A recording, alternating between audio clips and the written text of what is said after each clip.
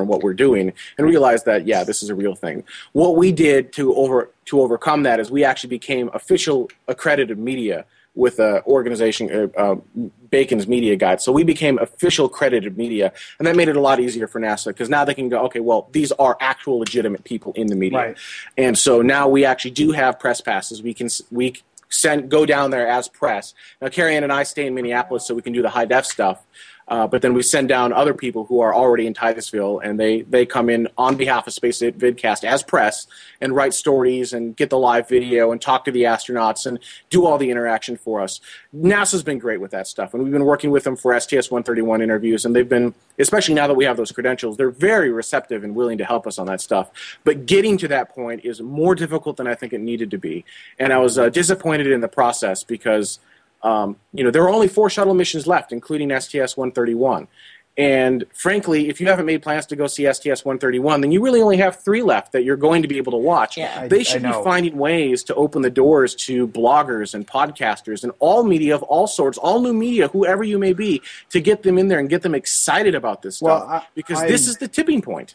I definitely want to catch one of the last shuttle launches, and if I have to be standing in the regular visitors area with my iPhone streaming, I will.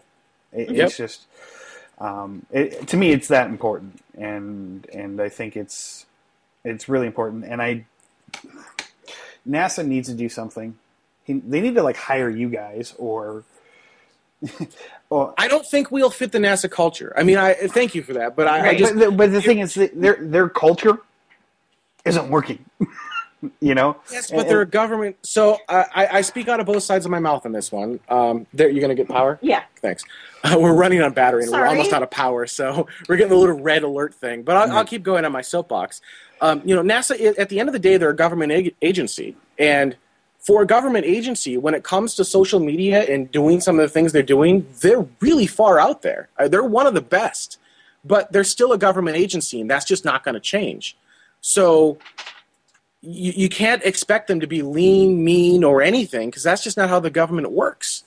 And it is what it is. If you want something like that, that's where commercial spaceflight comes in. And that's why I actually am in favor of the proposed fiscal year 2011 plan. I think that will be a good thing for NASA. And it sucks, though, because I have good friends who work at NASA who might be out of a job, and I don't want to see them lose their job. So but I look at this and I say, what's best for our country's space program? And I think it might be that fiscal year 2011 stuff. I don't think we'll fit their culture because I will say bad things about NASA. And once you enter NASA, you are restricted by what public affairs allows you to say. And I will speak my mind. And that was both good and bad for NASA, right? I mean, I will say fiscal year 2011 stuff is good for NASA. If we work for NASA, we'd be prevented from saying that. We're not allowed to talk about fiscal year 2011 stuff unless it goes through the public affairs office. Right.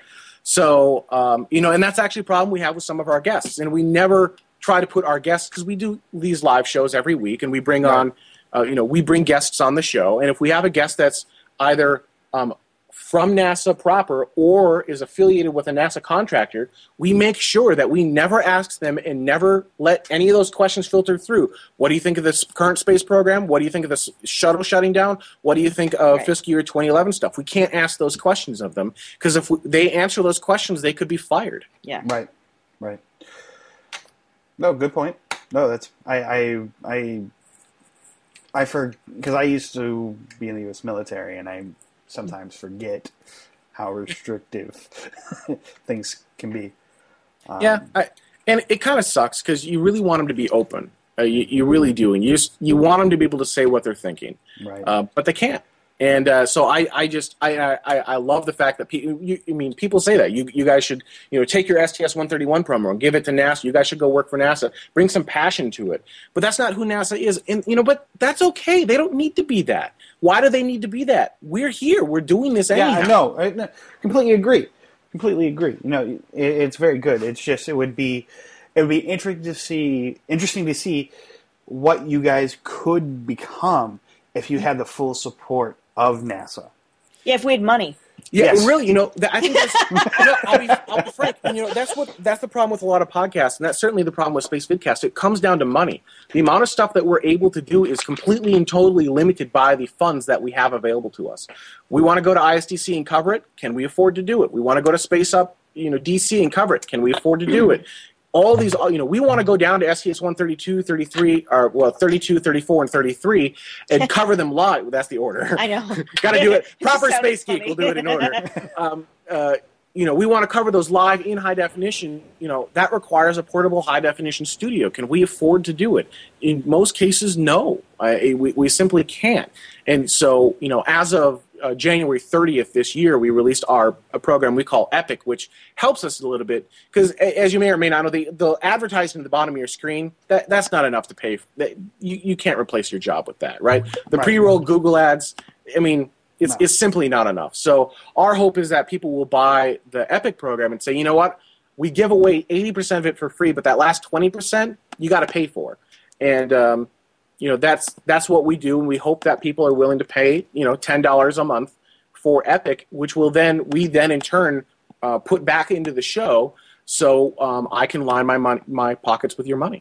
I need a pedicure really bad. Really bad. It looks like your cat need to go to the groomer as well. Yeah, exactly. Right. I need an iPad, right? And then when I get that and I'm bored with it, then I'm going to need a Atom tablet. Right. I got to pay for my tech habit somehow. Now, speaking of the tech, because this is all fun politics, talking about what space programs should be, how you guys are trying to make space commonplace and make, education. But the question is, how does it all work? How do you guys, you guys already talked a little bit about how you guys have the big dish on the coffee plate, pull down the high def feed.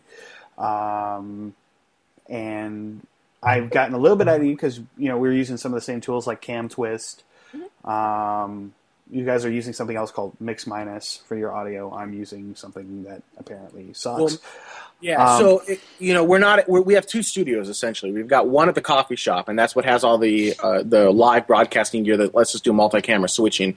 Then we've got the studio at home because the coffee shop is 45 minutes away each direction, and I'm not driving 45 minutes each direction to go shoot a 5-minute daily video. Right. That's insanity, right? So we've got this little home studio set up, but we can't do any of the live HD switching here.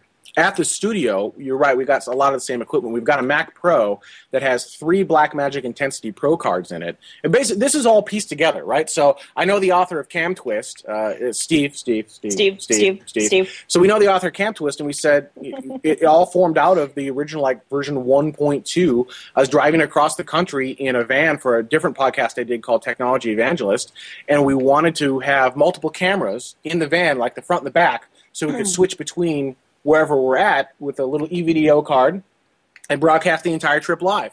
And at the time, there was no ability to switch 2 cameras in Cam Twist. It saw one of them and not the other. So then he got the ability for you to be able to see both cameras. I'm like, but what would be really cool is if I had a switcher. Excuse me.